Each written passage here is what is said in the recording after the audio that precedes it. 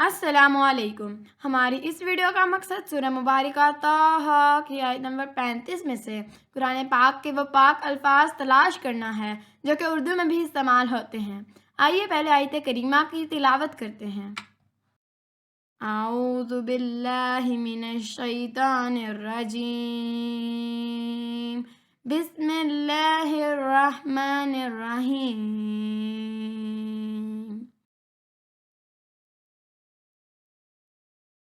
इन्नका कुन्त बिना बसीरा।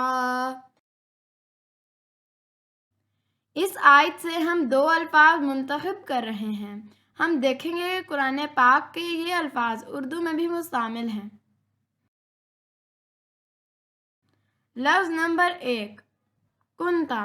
यहाँ कुन जो कि काले रंग से लिखा गया है असल लफ्ज़ है।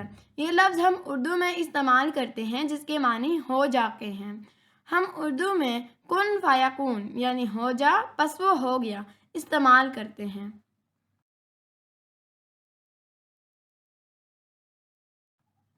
लफ्ज़ नंबर 2 बसीरा। लफ्ज़ बसीरा उर्दू में बसीर के तौर पर इस्तेमाल किया जाता है जिसके मानी देखने वाले के हैं। हम उर्दू में बसीरत यानी बिनाई इस्तेमाल करते हैं। सुर्ख और नीले रंगों से लिखे गए अल्फाज अलामात को ज़ाहिर करते हैं।